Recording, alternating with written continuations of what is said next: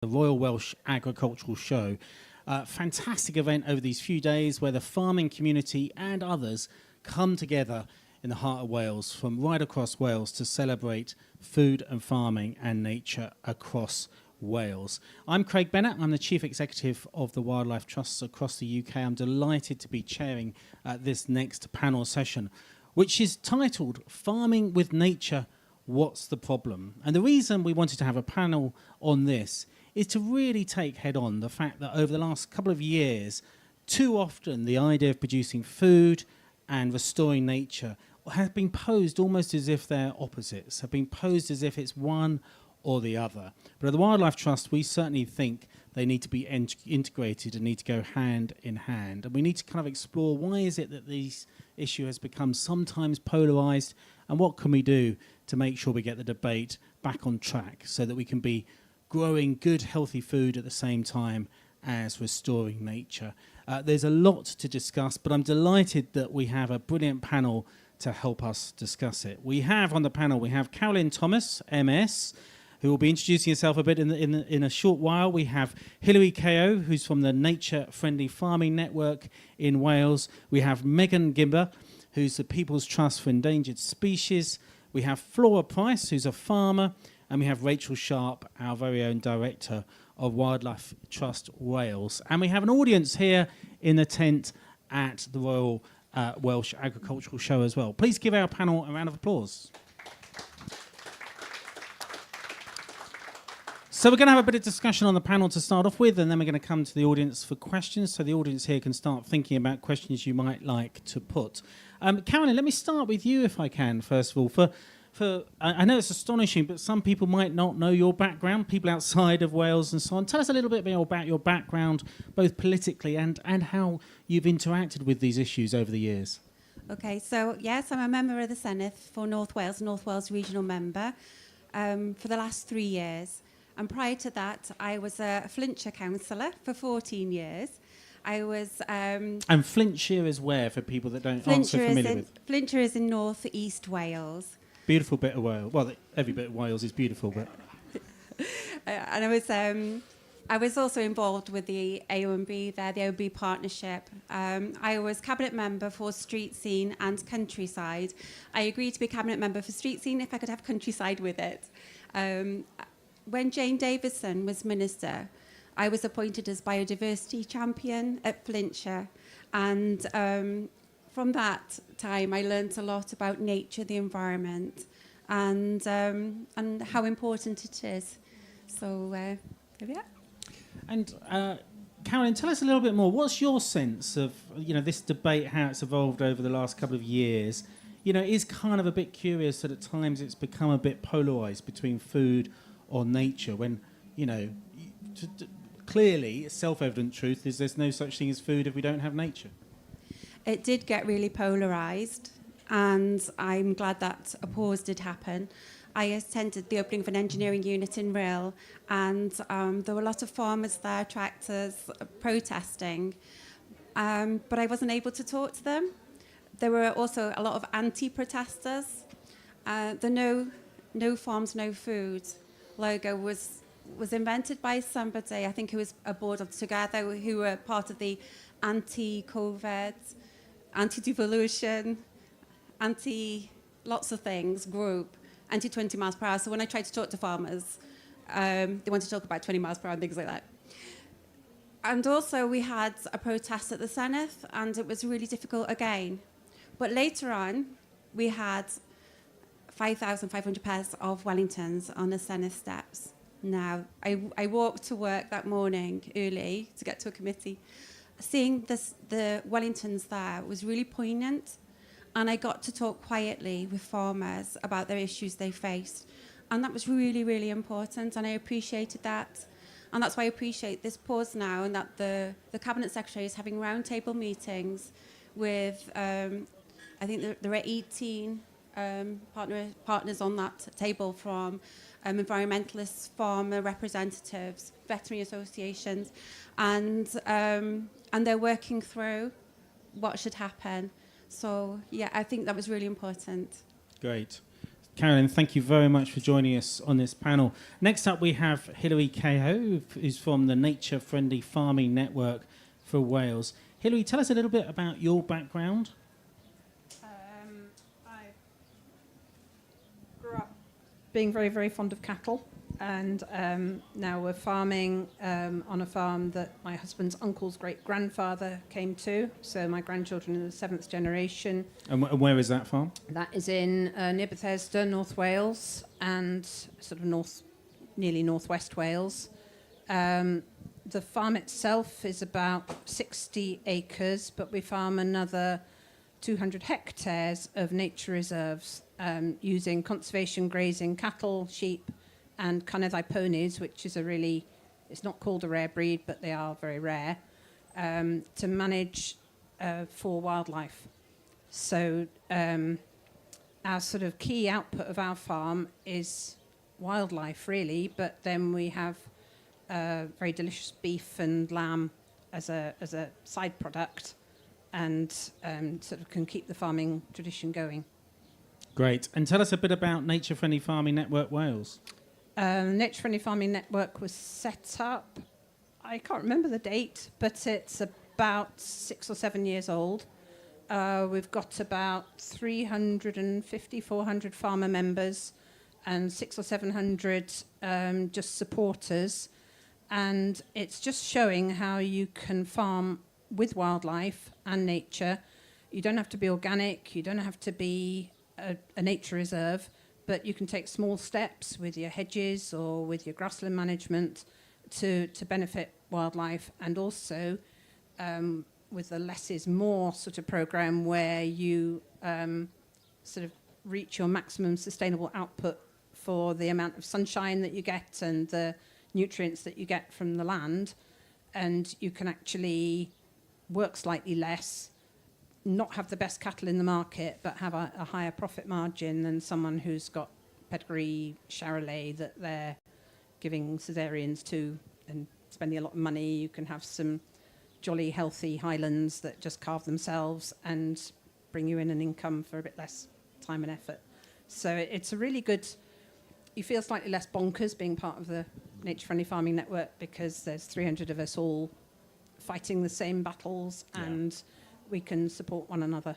You feel part of a gang that are absolutely. doing the same thing. Yeah, and it's worth saying, isn't it, the Nature Friendly Farming Network and the Wildlife Trust last year co-published a report called The Sweet Spot that looked at how, the real empirical evidence about how lower input agriculture... That's the less is more philosophy. Less is more, that it can actually produce a higher profit for farmers and ultimately can bring back those yields as well in a more nature-friendly way. And tell us, what have you got? What are you holding there? I have my bog in a bowl. Bog in a bowl. Bog in a bowl. I've taken one of these to the Senedd. Did you see it at the Senedd? You did. It's got, this is not the star of the show, the heath-spotted orchid. The star of the show is at the bottom there. That is a sundew, which is a carnivorous plant. I've got some heather, some sphagnum moss, which is slowing the flow of water down the hill, some bog asphodel, some cotton grass, some red fescue, and a sedge, which I haven't identified yet. And this is just showing, this is cattle grazed land on our farm. I just dug this shovelful up yesterday on my way here in a great hurry. And you can have pollinators, biodiversity, peat fixing carbon, a beautiful landscape, and delicious cows. Fabulous, absolutely fabulous. In my experience, people are quite familiar with the Venus flytraps, but less familiar with our own native sundews. Yeah. But basically, our native sundew is our own version of a Venus flytrap, isn't it? Yeah, and we've got thing. these growing across a bank on this field, and it's just managed by some nice cows. Brilliant. Absolutely amazing. Fantastic. Well, thank you very much for joining us today, Hilary. And I know you did so at short notice because Tony Davis was not well, unfortunately. But thanks so much for joining us, Hilary, with your bog in a bowl. Absolutely fantastic. Next up, Megan Gimber, who's with the Key Habitats Officer at the People's Trust for Endangered Species. So, Megan, tell us about your role as Key Habitats Officer, and what particularly do you focus on? So technically I'm Key Habitats Officer, but unofficially I'm just known as the hedgerow geek, because hedgerows are my passion and that's what I spend all my time doing. I'm lucky enough, actually, that my job sees me going up and down the country, talking to farmers, understanding their hedgerow management, and giving some guidance as and where is needed. Because hedgerows, I think, for wildlife and for farming, can be an absolute double win. And I think if we get things right for hedges, then we can really be getting going with some of the SFSs. In terms of wildlife, you know, they pull above their weight, don't they? I mean, their habitats, their food, their shelter, their connectivity, their mate finding. There was a fantastic study done on one hedge. It was just a 90-metre stretch of hedge, and they found 2,070 different species using that one hedge. So they really are fantastic. And on top of that, you know, the business case for having good, healthy hedgerows on a farm is particularly clear as well. And I think that's just going to get more and more important, actually, as we face climate challenges. And so what would you summarise that business case to be? Oh, well, I mean, where do we start? How long have I got? I mean, for 90 seconds. 90 seconds. Well, for livestock farming, you've got shade, shelter, and diverse browse, so extra forage if the grass isn't growing, if you've got a heat wave. And that's really important for, you know, high welfare, resilient livestock farming that we pride ourselves in. But also, you know, they're fantastic at protecting our soils from erosion. They provide pollinators, natural pest control. They help reduce flooding. They help filter pollution.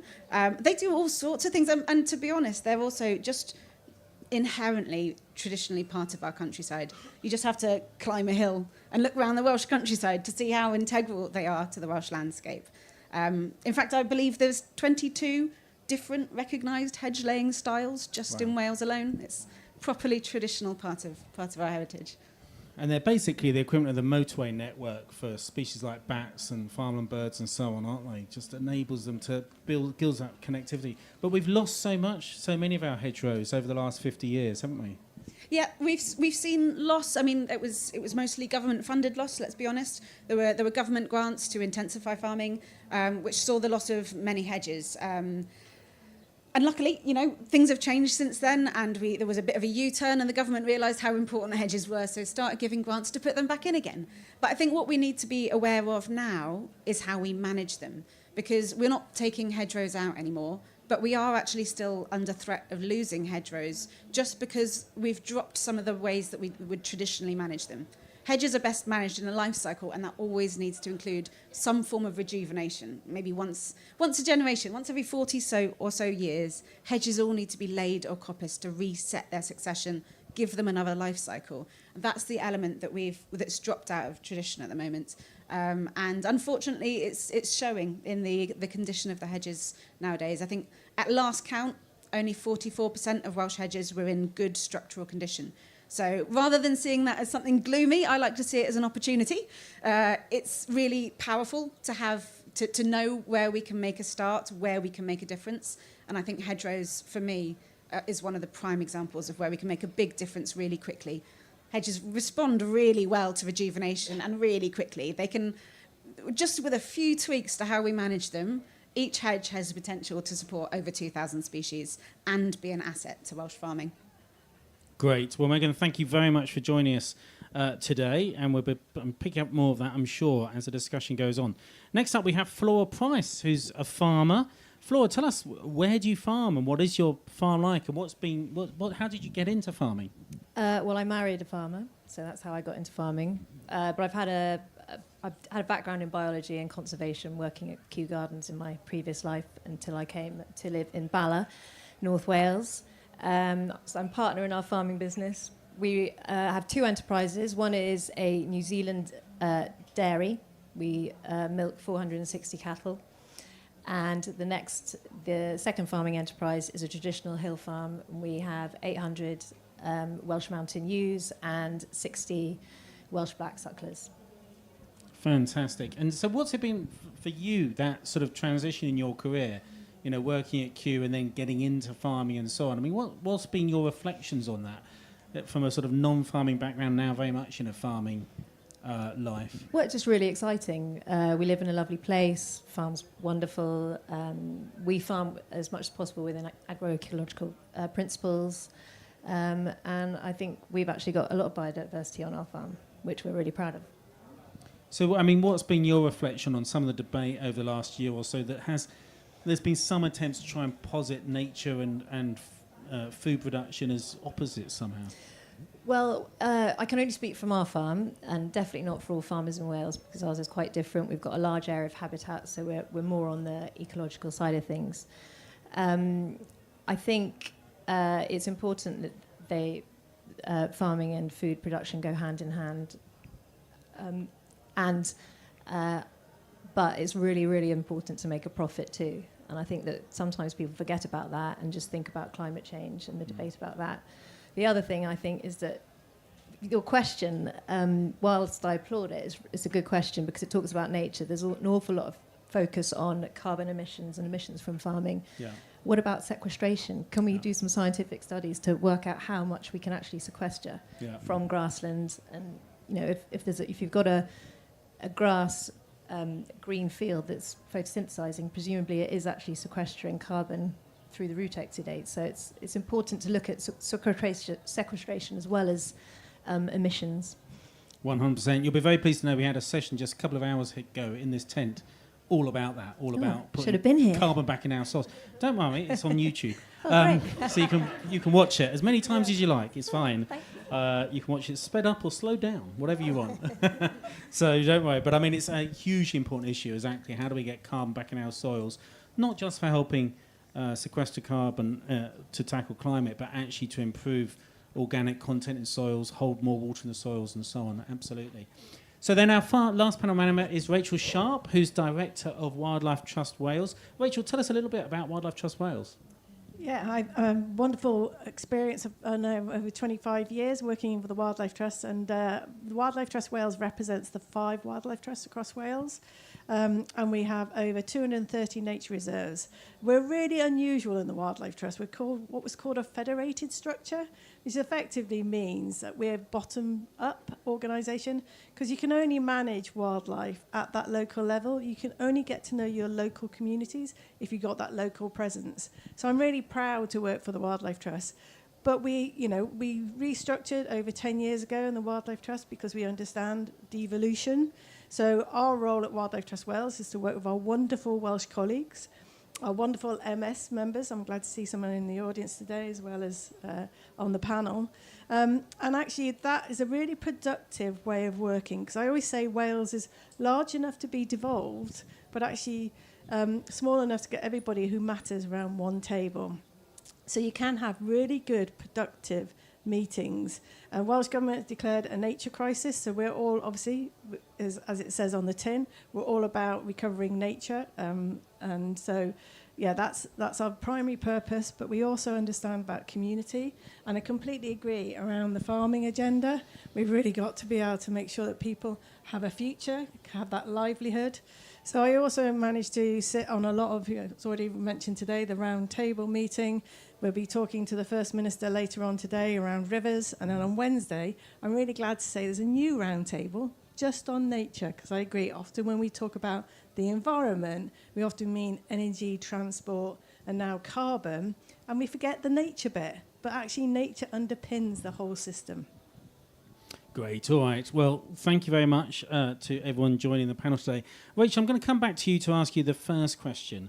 There's been this widespread view across the farming sector that perhaps the current sustainable farming scheme has become too focused on environmental measures. This is a narrative that has been developed. Why do you think that's developed? How is that? I mean, you've been at the policy interface. You're representing the Wildlife Trust in Cardiff in particular, Senator Son. How is it that we've ended up in this kind of situation where it's actually seen more polarised in Wales than perhaps other bits of the UK? To be really honest, I think fundamental to that is the lack of communication. I live in that Cardiff bubble, and I really do believe that actually farmers have felt a bit blindsided by this. Although it's been consulted on since the Brexit decision in 2016, and we've already had 2 consultations. Consultation isn't communication. And people need to fundamentally know, and the key bit I think that's missing in all of this is what are going to be the payment rates. So they're looking to say, okay, you want me to do all this work on nature and on carbon, but I need to make a livelihood. Where's my living? Not just for me, but for the future generations. Unfortunately, the budget is quite small, and I think everyone can see the writings on the wall. We've had an interim scheme called the Habitat Wales scheme, and we saw about a 40% reduction in payments to farmers. Now, that's not a good signal to be setting off on this journey. 90% of Wales is farmed. If we don't have farmers on board, we do not recover nature in Wales. That's simple.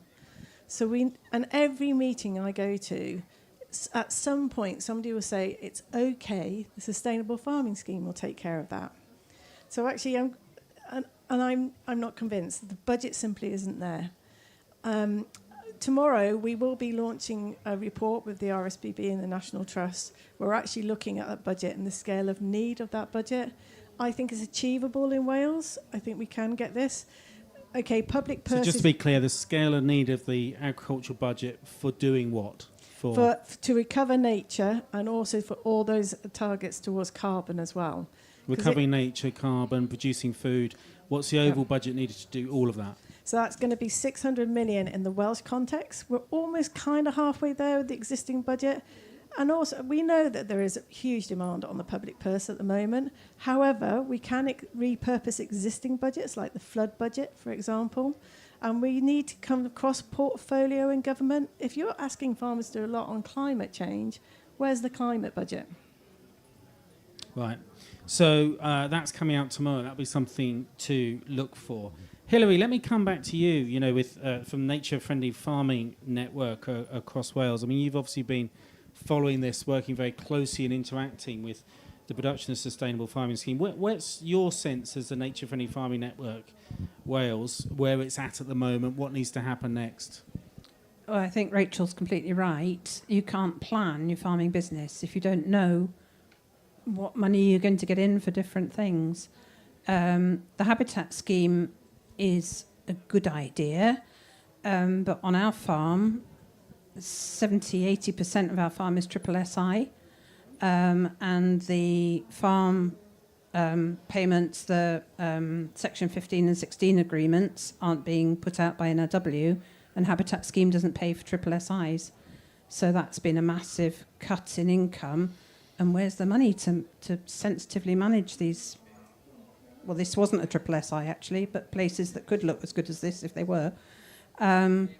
Nature Friendly Farming Network is positive about the Sustainable Farming Scheme. We put a lot of work in. We put multiple consultation responses in, 2 of which I did and 1 of which has been done by the new chair. And it looks great, only that I think people are going to need a lot of help to understand the scheme and to facilitate work to carry things out. And there's no budget for people on the ground to hold farmers' hands and help them. I think that is going to be really critical. But as a general principle, if it could be made to happen as sort of posted, that would be great. But farmers need more clarity now on how to plan their businesses. So very much supporting the direction of travel, the intent behind the scheme, but you know, actually need to land that kind of clarity so you can plan. We really need clarity, yes, and I think every farmer on the showground would say that. Carolyn, let me come to you. I mean, everyone will know that the some of the political changes and political developments in Wales recently have completely eclipsed what's been happening in the US in all kinds of ways. I particularly found when driving here yesterday that I thought the news was about the US, but then I clipped to BBC Radio Wales and found there was much more interesting things happening here. But I mean, tell us, there's much as you're getting support for the direction of travel here. There's still obviously a job to do. The implementation of the Sustainable Farming Scheme has now been delayed to 2026. This is an opportunity to try and get it right, isn't it?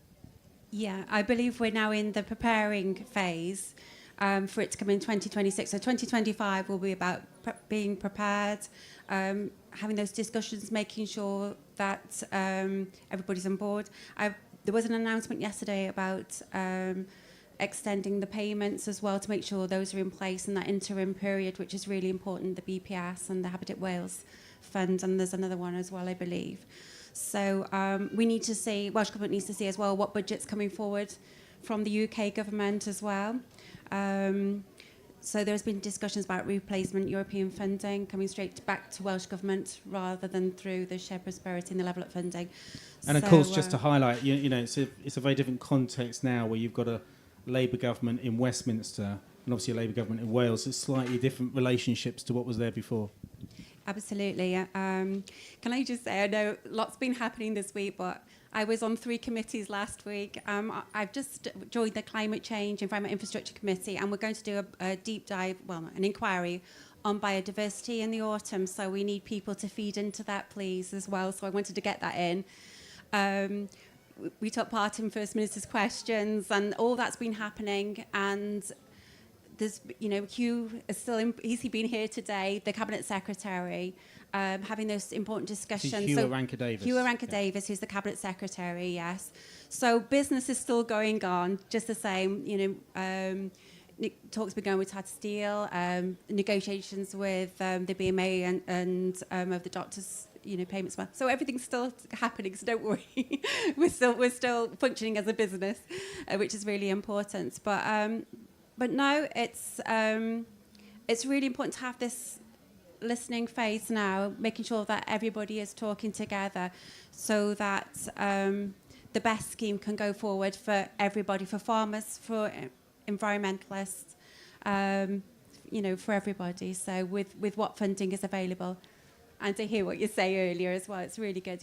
Everybody does say we need to look cross departments, don't they, Mab? But I've got Mab in there, but that's we do interrogate everything, don't we? So yeah. So Megan, let me come to you. Do you think the sustainable farming scheme, is it going to do it for hedgerows, and is it going to do it for farmers through hedgerows? At the moment, that's very difficult to say, because at the moment we've just got a bit of information about the universal action on hedgerows. And so far, I think it would be good to revisit some of that, because there's a few things that I think we can have another look at and just check that there's not going to be a couple of unintended consequences.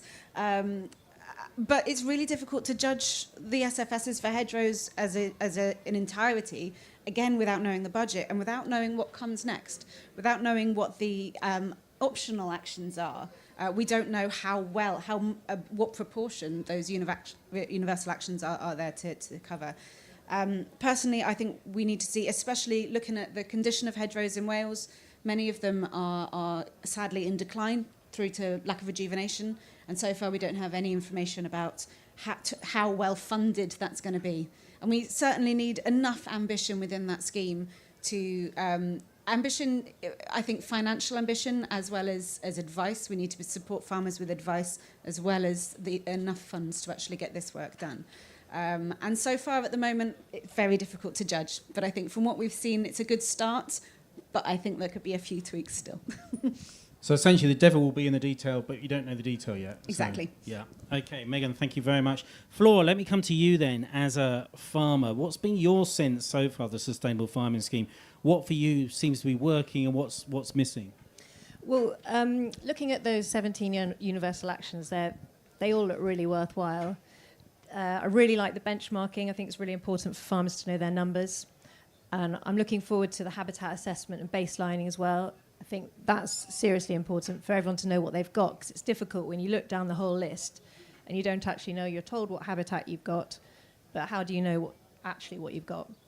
And farmers aren't environmentalists necessarily, so they don't know what all the species are. I think the soil testing looks really great. I wish it would go a little bit further. I'd like to know more about what my soil is actually doing, what the diversity is like, bacterial, fungal ratio, how many protozoa we've got. That's what we're interested in, because, as I said before, soil's the most important thing. My red flags are the carbon audit.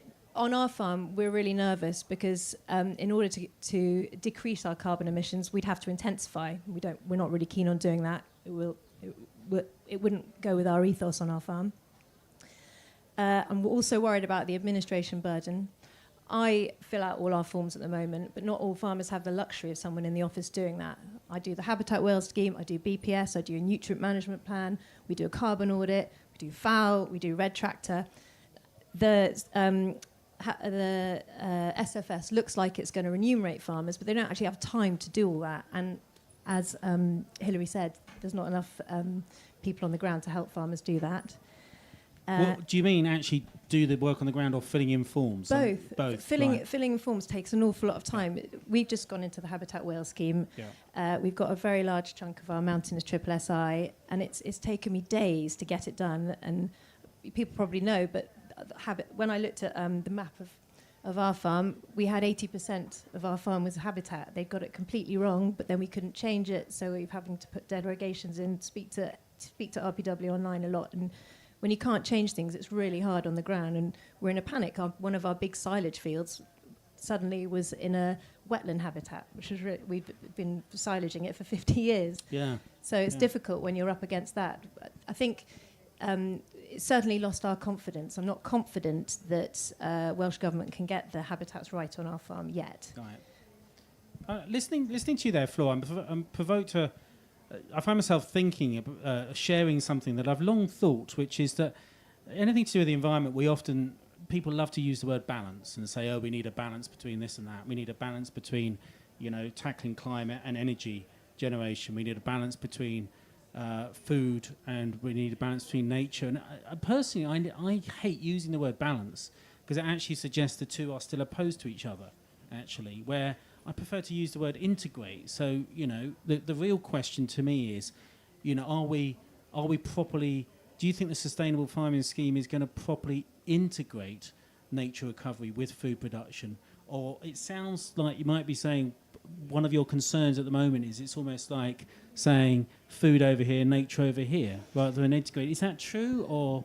I think you can integrate it. It looks like in some of those universal actions, such as keeping cover crops on in the winter and underplanting things like maize, they look very positive.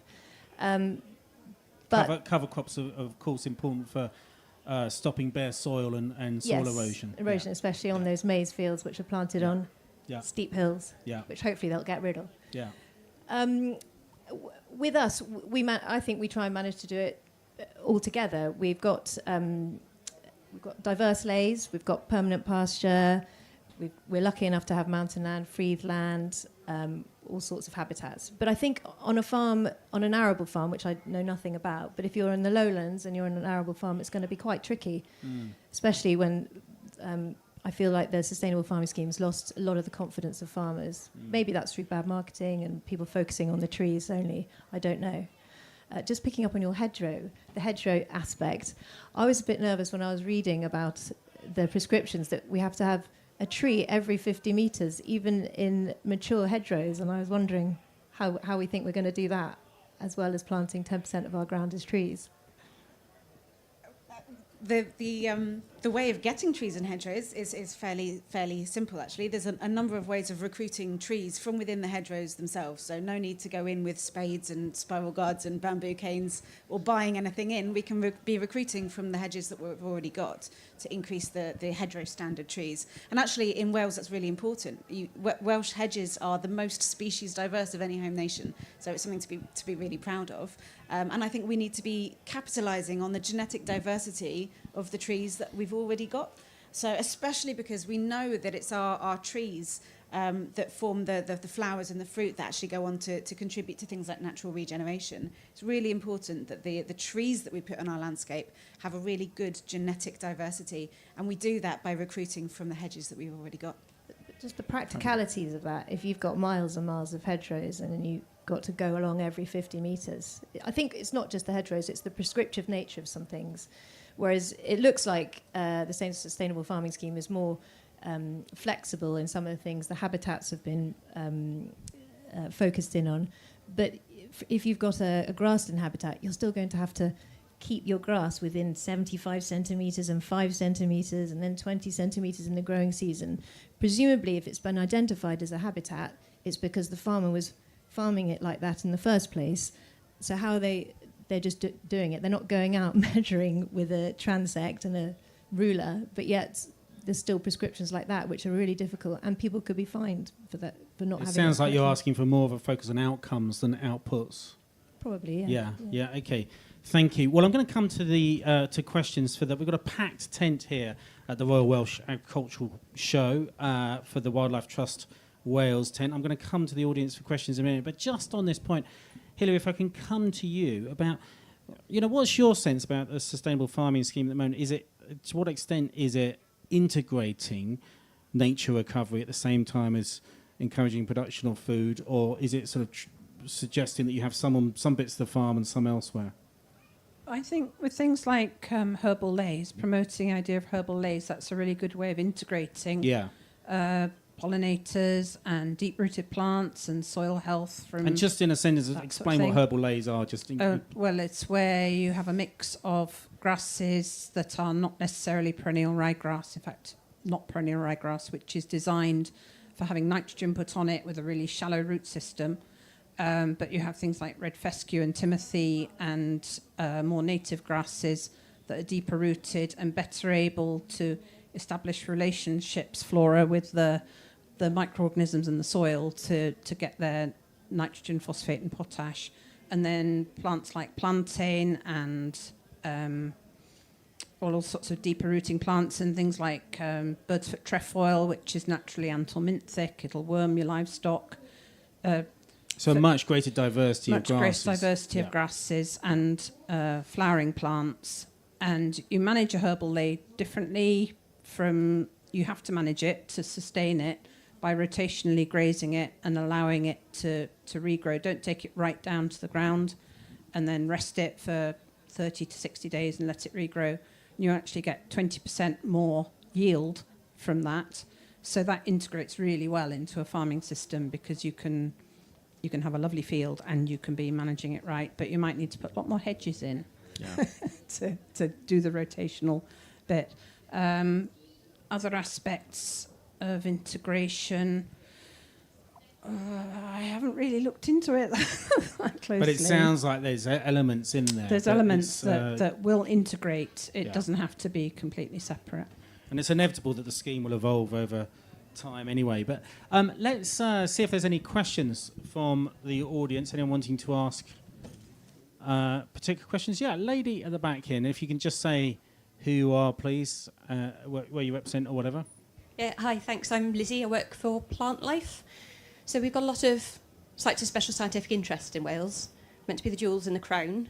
I'm interested in the panel's views on how well served they are likely to be by being funded through the SFS as opposed to direct funded by Natural Resources Wales. Do you want to kick off with that, Rachel? Yeah, great question. Yeah, and you're absolutely right. We've also got an international commitment from Welsh Government called the 30 by 30. That's 30% of our land, fresh water and marine in active management for nature by 2030. And triple SIs are the backbone of that. About 11% of Wales is triple SI. And as we've already heard, they're not in the Habitat Wales scheme. Though I'm very hopeful tomorrow there will be an announcement on that, kind of redressing that issue. I can't say more than that, so watch out for tomorrow, which is really good news. And I think we kind of heard a bit of the land sharing sparing kind of argument there. And actually there's a bit of a focus of, well, you can kind of have the uplands for nature, but not the lowlands. But as we know, actually, the real diversity we can see is actually in the lowlands as well, in our grasslands, and some of the biggest losses we've had are there. So it's really important that we manage to manage all habitats in Wales. And there's been a bit of an over-focus on some, we've talked about the 10% tree target that's in there. You have to remember, already there's about 6% tree cover on most of farms in Wales already. So you're actually only talking an additional kind of uplift of 4%. So it includes your existing trees in hedgerows, in field. And we know to adapt to climate change, you're going to need that. But key to that is going to be the 10% habitat as well. And that's why I really want to see the focus on some of our lowlands and some of our grasslands, because they're going to be critical for biodiversity's recovery. Yeah, it is startling, isn't it? You remind us there of the targets, international targets we've got under the Global Biodiversity Framework, which the Welsh Government enthusiastically signed up to. There's 30% of land and sea in recovery by 2030, but also halving nutrient loads by 2030, halving the harm from pesticides by 2030. These are all, the whole of the UK has signed up to this, along with almost 200 other countries. So there's quite a lot to do in the next 6 years. Any other questions from the audience here? Yeah, lady at the front, and just get the microphone to you. And again, if you can introduce yourself, please. Hello, I'm Kate Winters. I work at Pasture for Life. Thank Hello, you. Flora. If you just put the microphone a bit closer. Oh, Thanks. sorry, can you hear me? Yeah. Kate Winters from Pasture for Life. It strikes me, listening particularly to what a few of you have been saying, the issue of trees and how challenging this has been to talk about, I guess, in Wales. At Pasture for Life, our understanding is that trees are great for livestock. They do lots of things. You know, Hilary, you were talking about anti-helminthic properties of plants. Obviously, trees are in that category as well. And I just wondered if maybe Megan and Flora, if you wanted to reflect on what we can say about why trees are good for farmers and for their livestock, and why has that been part of the conversation so far? Yeah, Flora, do you want to kick us off? Yes, we're lucky enough. We do have a lot of trees on our farm, and they are very beneficial for our livestock. Yeah, they create great shelter, and grass underneath them is better. But I would like to just say that it's quite difficult if you've got a silage field, and if you're a lowland farm and you're just a grassland farm, how are you going to get your silage equipment around trees in the middle? It's the practicalities that aren't necessarily thought about. And it's fine for someone like us when we've got an upland farm and we've got a decent amount of trees, but it's hard for farmers who are farming more intensively. But I do agree that trees are an integral part of the environment, and we do have them on our farm. And they can provide shelter for cattle, can't they? And things like that in hot days, for example. Yes. Oh, which yes, we're going to get more of, yeah. Yeah, and actually, one of the things that the Sustainable Farming Scheme has stopped that stock excluded woodland prescription, which we had. And in fact, I think we got fined for allowing stock in a woodland by mistake back in the day. But now that prescription's gone, so we can let stock into the woodland. And as we try and outwinter quite a lot of our stock, it's going to be really good in the winter for helping them. Right, great, thank you. Megan, how are trees good? They're a fantastic addition. I mean, trees within hedgerows, for wildlife, really important. Over half of the species, the priority species that live in a hedge, need there to be hedgerow trees there. And so I would say when it comes to putting more trees in, hedges are like the perfect place to start. We've lost a lot of trees from our hedgerows already, so we know they can accommodate more. We can establish them there for free through establishing from what we've got, and they don't take any extra ground to put them there. In addition, the benefits that we see from them aren't just for wildlife, but can be for livestock as well. So obviously shade and shelter, they're well publicised. You know where cattle and sheep are going to be on a day like today, and that's going to be anywhere they can find some shade. But similarly, when we've got storms rolling in, the extra shelter that you get from good hedges and hedgerow trees is really important. And we know that things like spring lambs, out in field spring lambs, have a much better survival rate when they've got adequate shelter. But not just that, I mean, they provide really good browse as well. I mean, cows and sheep, they're not just grass-eating animals, they're browsing animals. And actually, when they've got access to diverse browse that includes trees, and trees in the form of trees or hedgerows, then actually we can provide much healthier, more resilient livestock that way as well. And I think it was a really, really, really good question when it comes to it, because we can also choose where they go. You know, we don't, I mean, I know the prescription is for 1 per 50 metres, and I think that does sound quite prescriptive. But actually, I don't believe it has to be 1 every 50 metres. I think you can. I think that's an average from what I'm aware. So you can actually choose where on farm they're going to be most beneficial and put more there. And then, you know, anywhere that they're going to be less beneficial or maybe more in the way, just don't put trees in those particular hedgerows. And I think to that way we can utilise these trees to our advantage. We can be designing, you know, put them where we actually have most benefit from them. And that's what we've always done. You know, a lot of our hedgerows have trees in them because we've always found them useful. You know, they might be oaks because we found them useful for the timber, or ashes because they just love to romp up to be trees. You know, but we've always used them in a way that has benefited wildlife whilst also having utility to us and the way we farm. And I think that's just something that we can take stock of again and just start thinking, well, where are they best suited?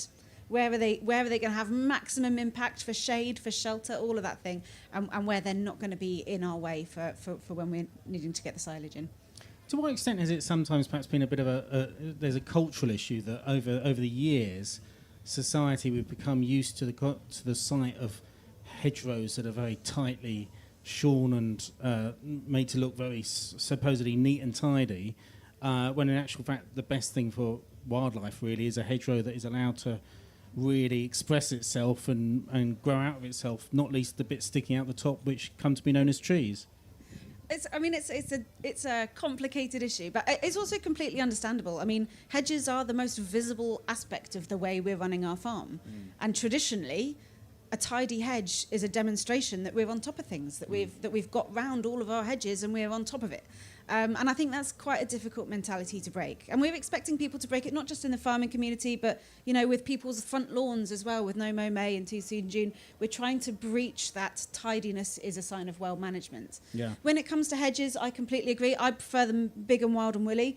But at the same time, it comes to a point where they do also need rejuvenation. We can't just let them do their own thing.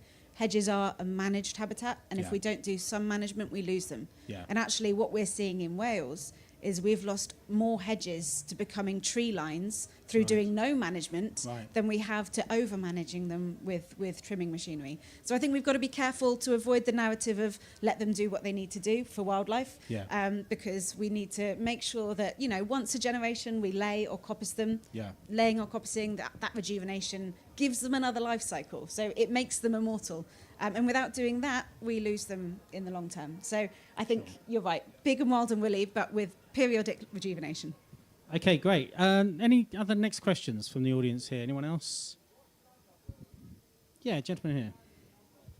Just introduce yourself, please. Mabon ap Gwynfor, member of the Senedd for Dwyfor Meirionnydd. I represent Flora in the Senedd, and I live on a farm not far from Bala. There is a wider context, of course, to why we've got the farmers up in arms about this, and it's the fact that, for instance, we had in Mid Wales a rewilding experiment whereby a multinational organisation and some others came into the Machynlleth area with other organisations, and it felt in the area that it was these organisations telling farmers that they were coming in and this is how things were meant to be, and it was large organisations telling others how to do things. And on top of that, we have multinationals buying farms for carbon offsetting, BA, for instance, and others. So we're losing a lot of farmland. So there's that context where farmers feel that they don't have agency over their own farms and their future. So how do you propose we work with farmers from the bottom up and give them back that sense of agency? And the second question is on hedgerows, if I may. Hedges aren't part of the 10% of the trees that is required. Do you think that hedges and hedgerows should be part of that 10% of the tree cover? Yeah, great questions there. Carolyn, let me come to you first of all. How would you say we propose working from farmers bottom up on this, and obviously recognising there has been that tension, particularly some big multinationals coming in, covering hillsides with plantations, particularly non-native conifers and so on for carbon offsets? Well, for me, I think that's another monoculture in a way coming in and taking over, and that's not really beneficial. We need to have those ecosystems, biodiversity, whether it's farming communities working together, natural biodiversity, and but not monocultures of planting of one species like that. So, you know, it's an issue that is a concern for me as well there. Right, thank you. And Rachel, this point about, you know, the experiments that have been done, rewilding experiments, obviously had a kickback on that. To answer that question, how do we do this in such a way that is working with farmers, that it's bottom up? It's a really important question, and thanks, Mabon, for asking it. Fundamentally, we started this conversation about we need more money to enable farmers. But we need the right money coming in, and we need that money to go to farmers, to keep people on the land, to keep families in communities. And the problem at the moment with those markets is actually it's not enabling that activity, and we've seen some really poor activity. So we as a Wildlife Trust have been trying to work with Welsh Government to get what we call these high integrity markets. So where you still get that investment coming in, but actually it's embedded in communities and it's done with community. But what's going to be key to that, we're going to be setting up some demonstration sites around Wales, kind of using a relationship that we have with Aviva, an insurance company.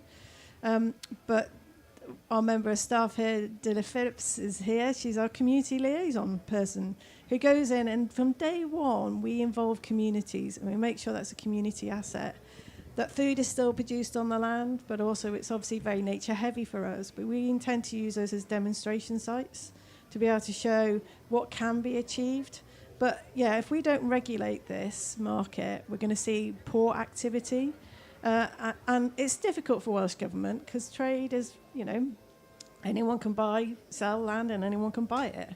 However, it's all predicated on incentives such as woodland grant schemes, and then we can really get Welsh Government to come in and actually say, no, that type of activity we're not going to enable.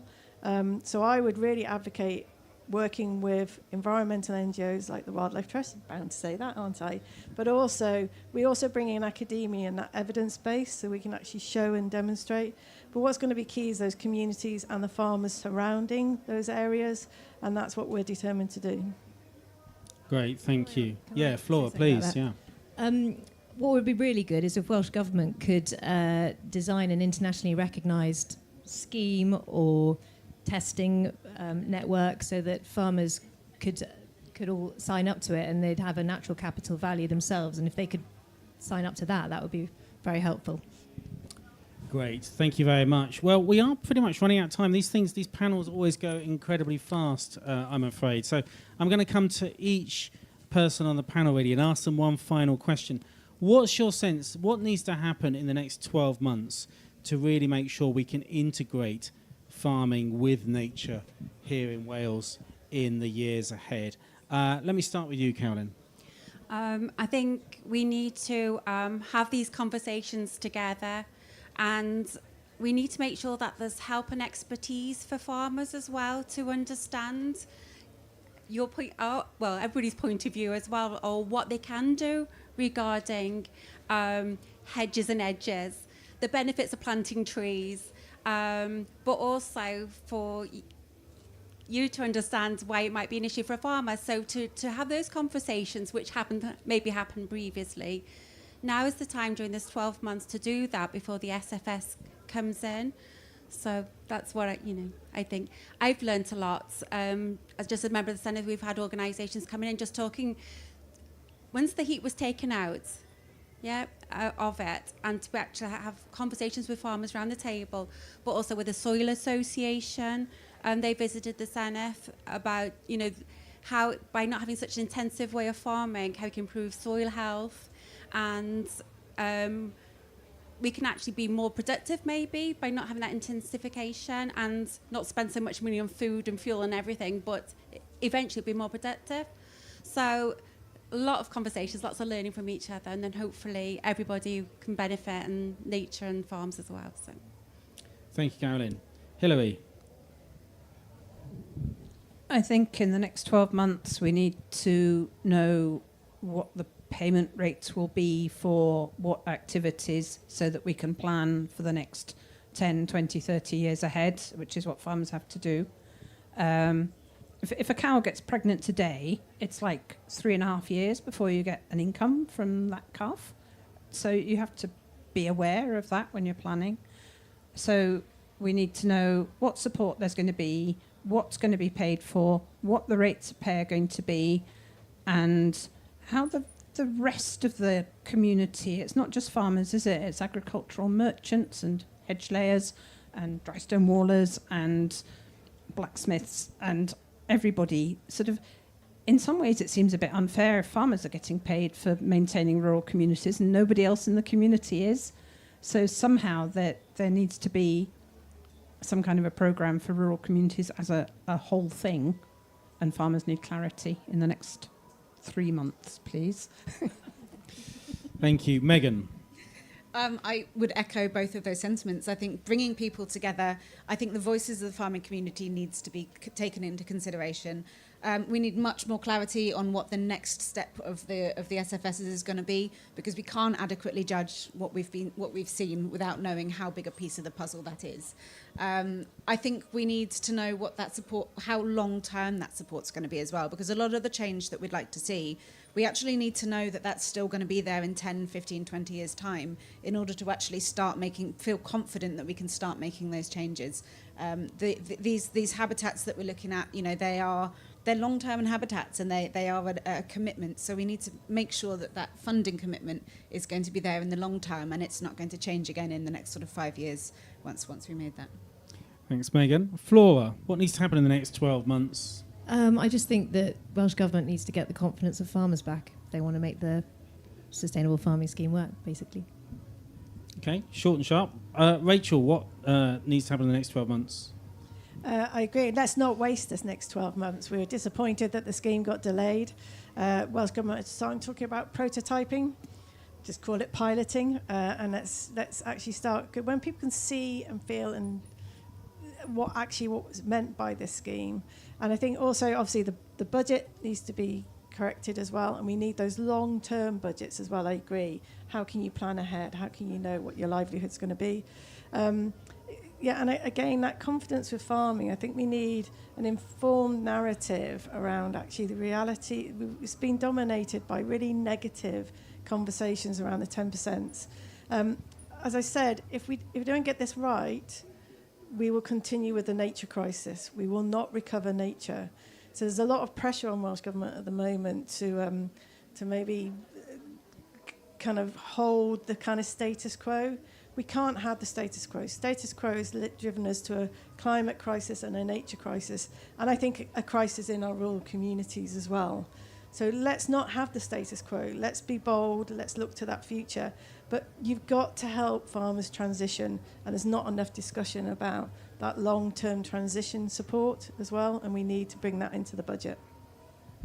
Great, thank you very much. All the panels we have from here are going to be streamed on our Wildlife Trust YouTube channels as well, so you can catch up with them there as well. But for now, please just give a big thanks to our brilliant panel of Carolyn Thomas, MS, Hilary Kehoe from Nature Friendly Farming Network Wales, Megan Gimber from People's Trust for Endangered Species, Flora Price, a farmer, and Rachel Sharp from Wildlife Trust Wales. Please give a round of applause.